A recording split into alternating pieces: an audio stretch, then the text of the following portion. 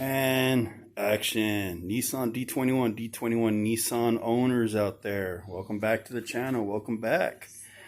All right. I'm going to re-upload the special announcement video, but I had to edit and shorten it.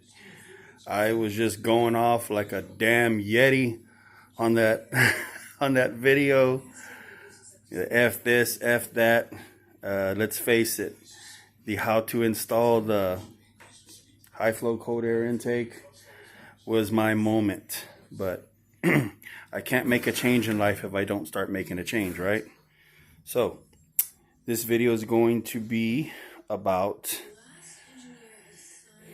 it's going to be about everything you need to do this. I finally have found some time to actually do this in my busy life schedule. Remember, guys, I'm a former motorcyclist. Hope to be again soon one day. So always please look out in your mirrors for these guys, because they're on 2, you're on 4. And don't let bad reputations and bad situations. I've lived a life on these 2 wheels, and I've seen many horrible things. I've lived through it myself and came out on the other side.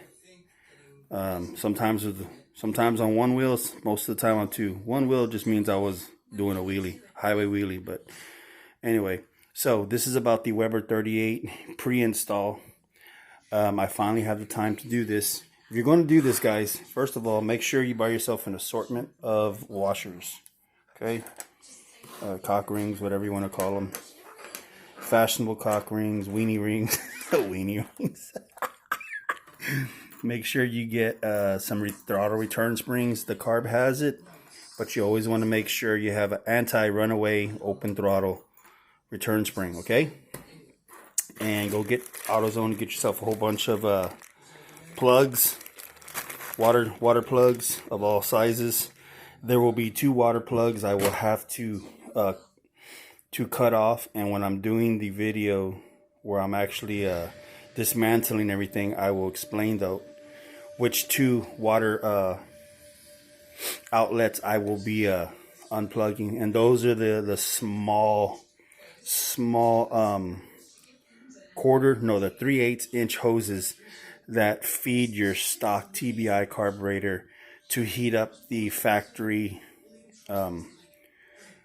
heated thermostat, so that way whenever you start up your vehicle, you notice how it stays up at a idle, and then after a while it kind of comes down because the water is circulating and the motor comes to a certain temperature. The wax starts to get soft, and it relaxes the spring, and it lets it go back down to an idle. Yes, you have 2 little hoses that are water fed going into your factory TBI. So don't disconnect them. You need those. They help your vehicle idle up, especially when you're, it's cold. All right, so we need washers, and this is the bunch of assorted studs and everything. The flat button top. Well, I'll get to those in a minute. Anyway, give me 1 second to get this open. I went to the poor man's store. Went to Harbor Freight and the smart man's store, and the proper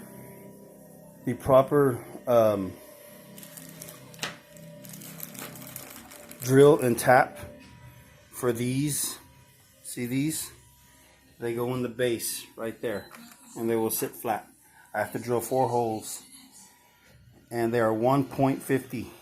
Okay, so this is it's a tap and drill. So it's gonna drill it, and it's gonna tap it, and that way it can hold down the carburetor mounting bracket, or the adapter plate is what it's known as.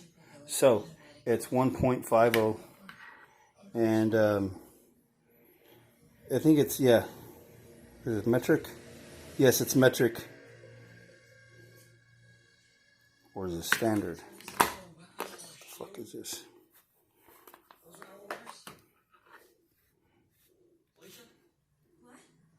Yeah, it's metric. M3 for metric, not standard. All right, so this is what they look like, and I'm probably going to cut that piece off. Just so you know, I've done this before. This is the factory choke system. I've taken it out. I've taken out the shaft and the barrels. That way, boom, boom, double synchronous barrels. The air jets, see those little holes in there? Those are your air jets. Okay. They also feed the emulsion tubes to emulsify the fuel for the run circuit. Okay. Now, when you give it gas, see that? That's a diaphragm. Works off vacuum. It's called an accelerator pump. It actually, like, we're in the morning, you know, you give it like one bump, bump, bump. You give it 2 or 3 pumps, maybe 1 or 2 good pumps. And what it does is, see that one and that one? Looks like a V. Those are little nozzles. And so, like, if you were to mash on the throttle and you're driving it, you know, that accelerator pump instantaneously squirts down the barrel more fuel, right? For an instantaneous response, because you have all this vacuum going, the motor's running, and then plus, once that brings it alive, it creates that extra vacuum, and therefore the run circuit holes on the bottom start to actually flow fuel as well. You're no longer on the idle circuits. That's these screws in the side. They're only for the idle. Okay? And they have to be adjusted synchronously. So if it's you turn them all the way in, you bottom out, and then do 1 full turn out on each one. And that's how you adjust your idle.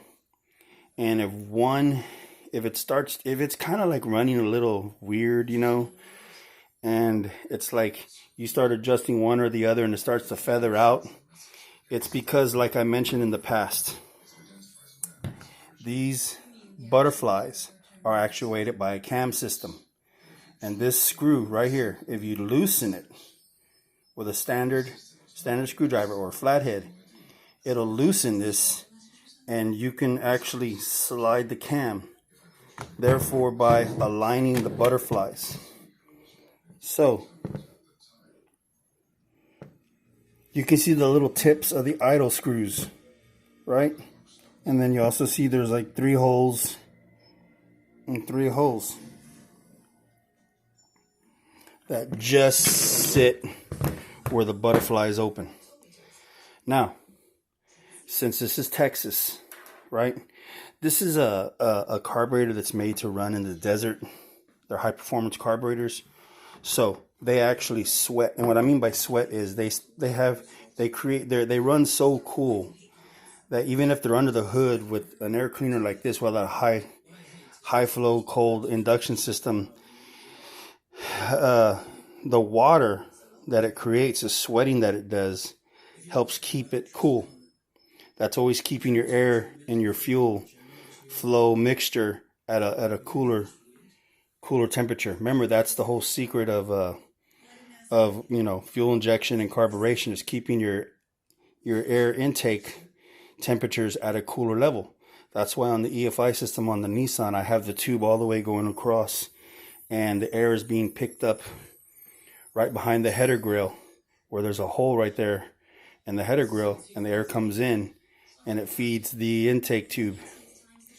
It's not on the other side where the heater hoses are and the fan is blowing out hot air. So with this one, it's okay. You don't have to run all that crap. Now, this is a factory air cleaner. It's not a K&N, but they sell them on Amazon. It's a 6 3/4 by 4.5 by 2.5 high, and they have a K&N. So K&N is reusable. This is a cotton based. They are sold at Pierce Manifolds. PierceManifolds.com is the actual place you can buy these carburetors if you want to go to the authentic place, or Weber online. But Pierce Manifolds and Weber online, they both have the rebuild kits. And a rebuild kit is basically when, you know, after so many thousands of miles or whatever, just like anything, you know, you want to take off 4 screws and you see this line, this part of the carb comes off. It gives you a diaphragm for your accelerator pump, gives you an extra float bowl needle for the fuel floats, and gives you some extra jets. It gives you some of these, you know. Do you really need to rebuild a Weber carburetor right away? No, not really. It's only if like you run shite fuels and you don't really, you know, put some decent carb cleaner in, or you don't have like the appropriate fuel filters, like a high over 500 micron fuel filter. And then also there's the one in the tank. But really the one that comes in right there is the booger catcher.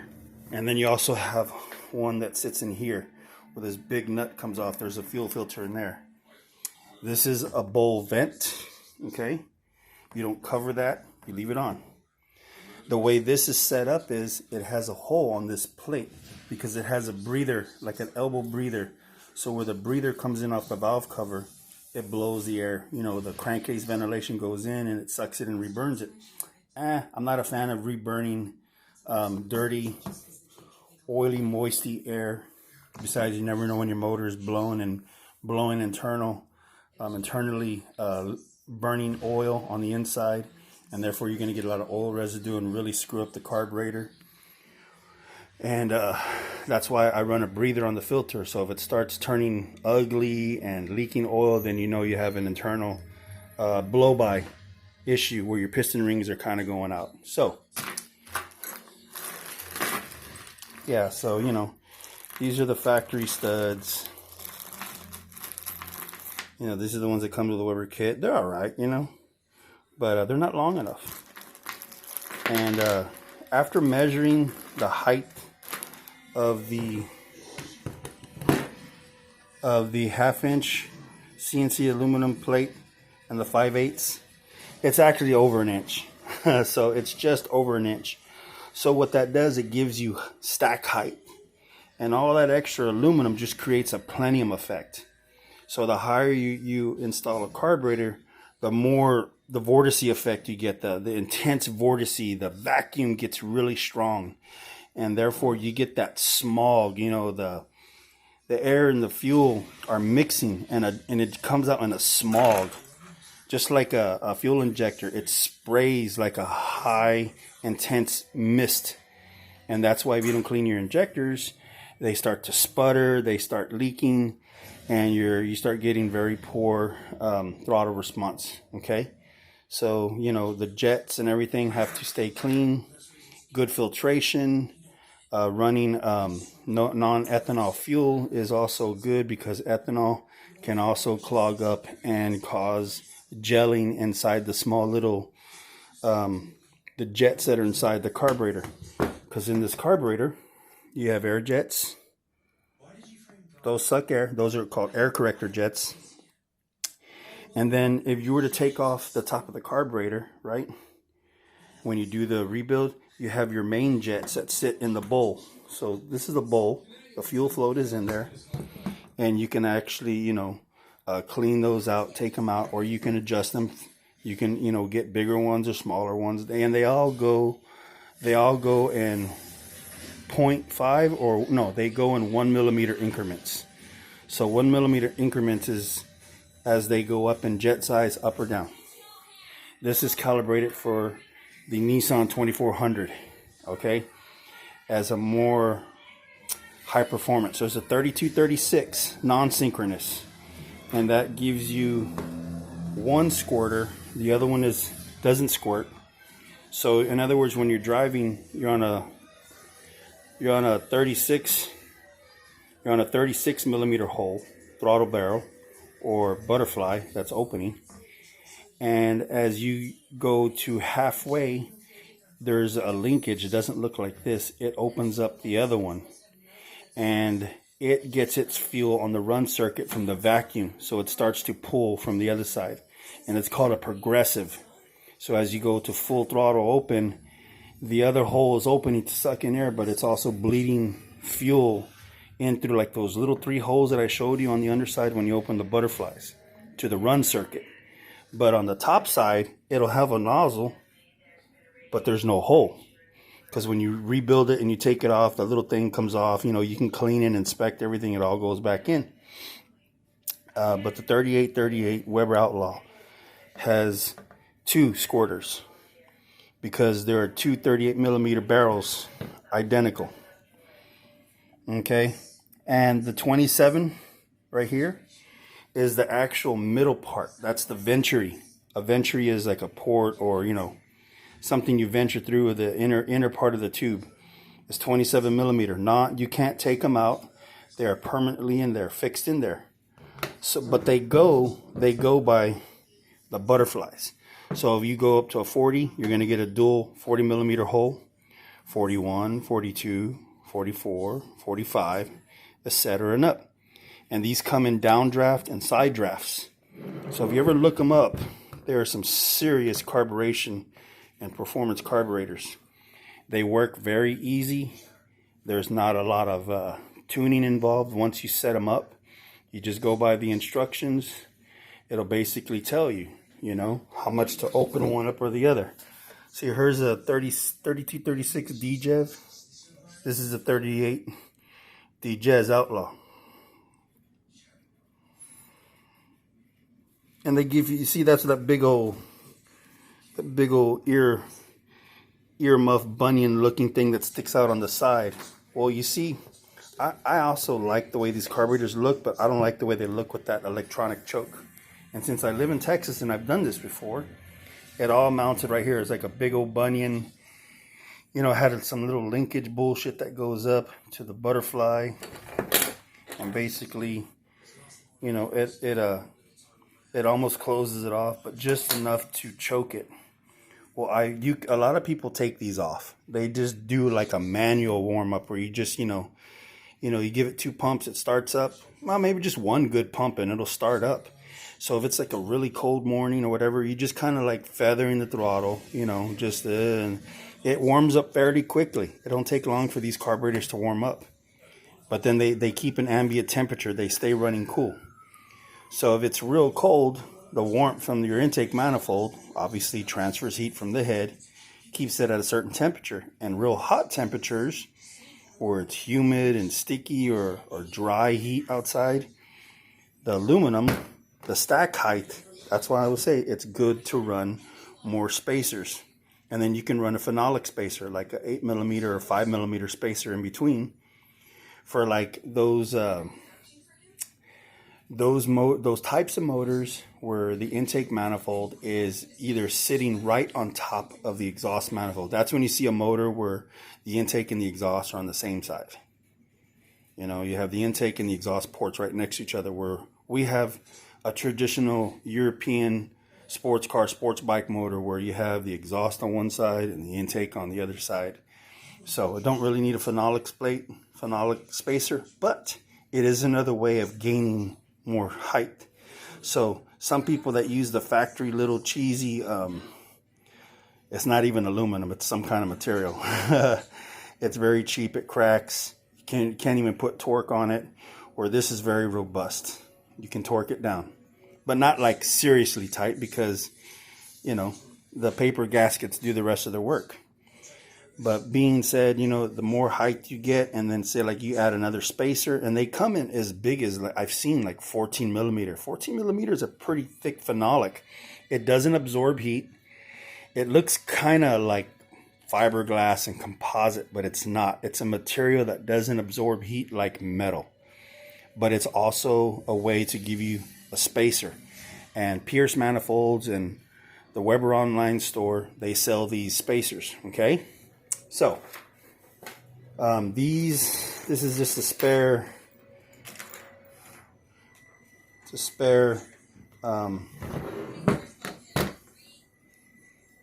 gasket. Okay, it's a Weber.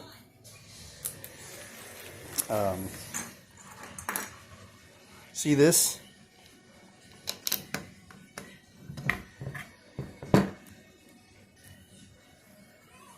There you go. That's how it sits. Nice and flush. And I'm probably going to cut this one off because I don't need 4 hold down points. This is for a Honda Accord. It's the closest one that looks like the Nissan. The Nissan doesn't have this part right here. It has the 4 parts. Okay, so it's very similar. Notice how this is etched out. So if I was to cut this right here, I can only go so far. Because if I ever have to, I can always tap in with a hole.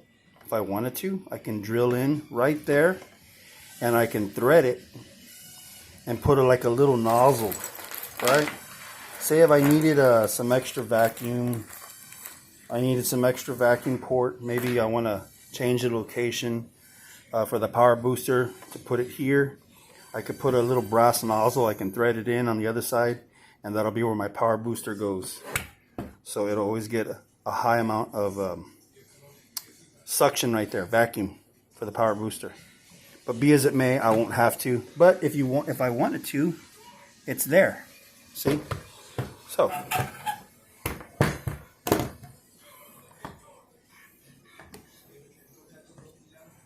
there it is, guys. All its glory. So don't have to use that throttle on that choke system. I cleaned up the carburetor. This is what it looks like without the choke system on this side. This is the side where the choke system would be. See these right here? These unscrew out. Those are the main vanes. Those are one on each side, right? And those are for your idle. Those are your idle mixture screw jets. That's the actual thing. It's a jet. You unscrew it. It's got a little thing. You can pull it out with your hand. It's got a little hole in it. The vanes go down and they work their way to here. Those are just the screws. So you have constant vacuum being sucked in, okay?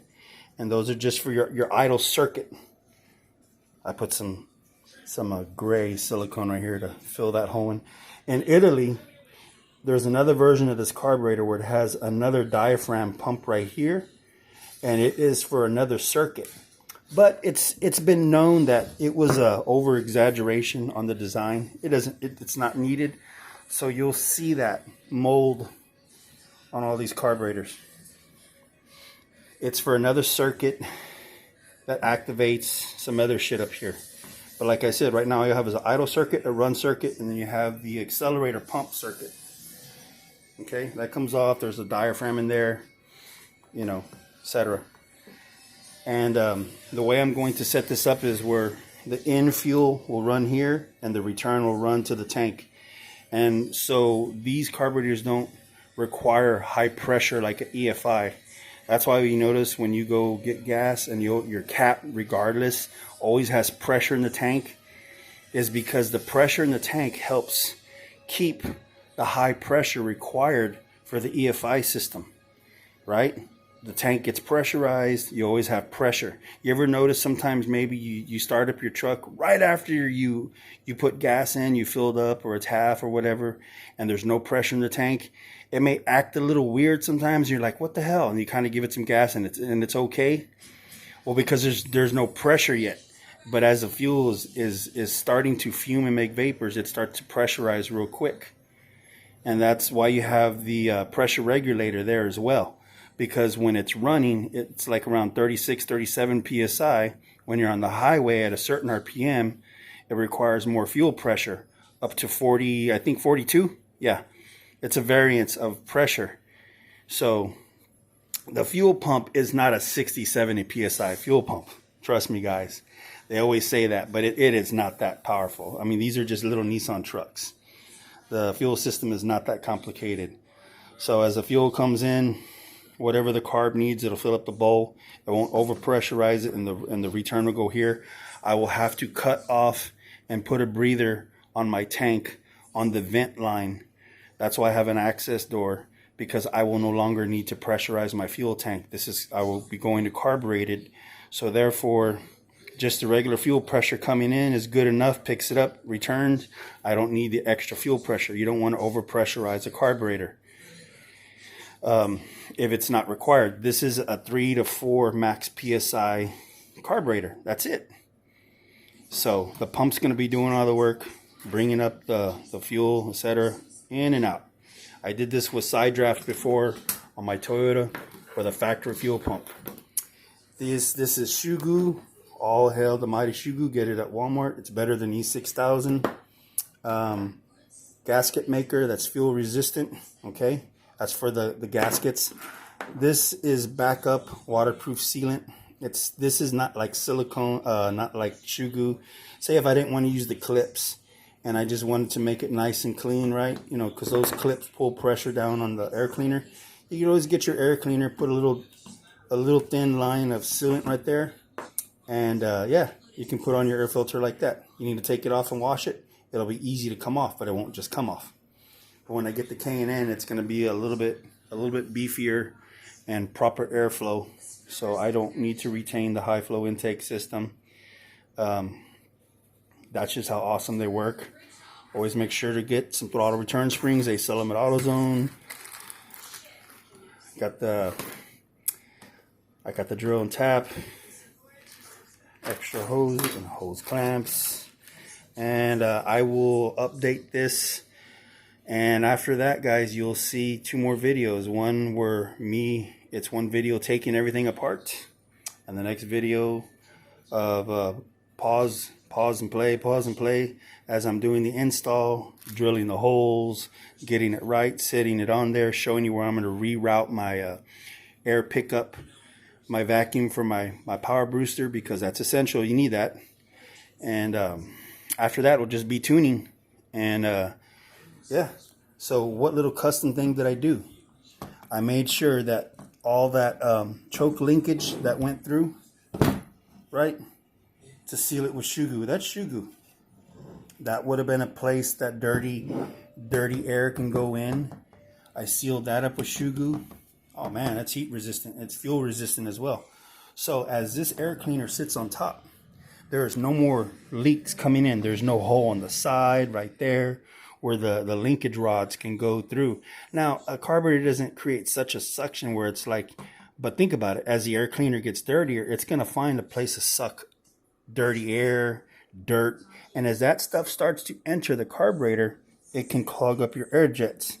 And if those start getting clogged up, they can't do the emulsification with the run circuit.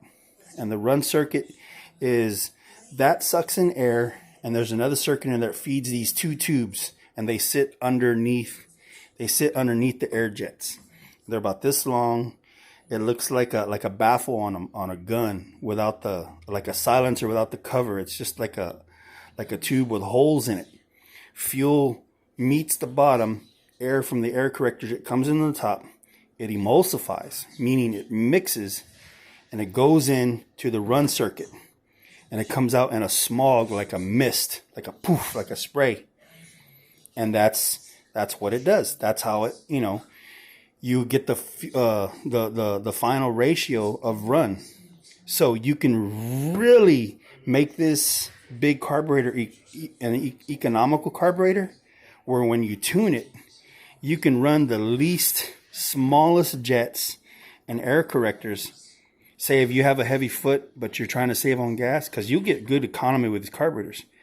But right here, this is the medium. This is like the perfect tuning set. Okay, and each jet has a number on it. So when you order your list, you'll get a list of all the jets. You know, the idle jets, the idle circuit jets. You have the air corrector jets. You have the main jets. And then you have the emulsion tubes.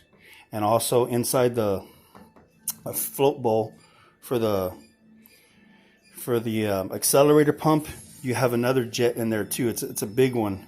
Sits right on top, and it feeds the fuel into these. Okay? Right? And there's no holes. I think there's like I forgot, but like these little trumpets right here, they come out. You can clean them. I think there's a hole or a slit on the bottom of it. So that right there is feeding, also coming from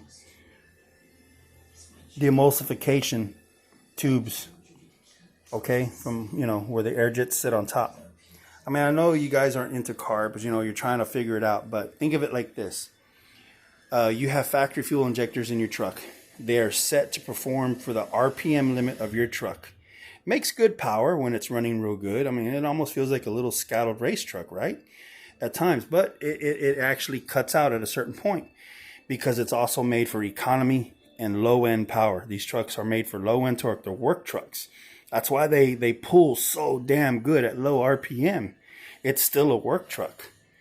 Now, if you want to wake up the motor, you know, you got to change your air cleaner, maybe the intake routing system, colder air intake temps, maybe remap your computer box, maybe get some aftermarket injectors, a little bit more cc's of fuel spray, you know. But then you have to adjust your computer, because now the computer is like an AFR, air fuel ratio. It calculates all these things, you know, the air to fuel ratio. And if you know it has good takeoff, but if you're driving it at highway speeds and you really want to mash on it and you don't have enough timing or advanced timing in your ignition system, even though you have, you know, NGK spark plugs and wires, it'll take a while for it to catch up. And this is after you change your injectors and shit, right? That's why I say you leave the stock injectors in. They're badass enough. Then you're gonna have to, you know, go and change your coil, your ignition system, to a MSD, multiple spark discharge. It's going to give you more volts, and it's going to actually tailor the retard and advance effect to handle the extra fuel burn. Okay, so I mean, I can turn blue in the face telling you guys this, but it's just mechanics 101, man. I mean, there's carbs and there's fuel injection, and they have their pros and cons, both of them. And I can take this off with 4 bolts, sit in my living room with the AC on, and do a rebuild it on my table, you know. Love my Audi A6 all-wheel drive. Anyway, yes, I do videos of those too, but I got some new videos coming with this as well. But this is the carb, guys, so look for those videos coming up. So I'm going to re-upload the special announcement, and I'll probably lower the price to $150 or less. Somebody's going to make me an offer. I will make a new I have a Cash app, or I will make a new PayPal app. I mean, just whoever's interested, hit me up. Keep the questions coming in. I like your questions, even if you're pissed off at me. So yeah, I'm trying to start a new thing, not as much cussing, but you know, coming out like a damn angry Yeti all the time, and you can't have shite fucking, you know, material all the time, guys. I'm trying to teach y'all stuff here. I'm not trying to yell at y'all. Some of y'all are sensitive and need a hug and this and that. A little drop kick to the forehead is what you need. All right, guys, peace.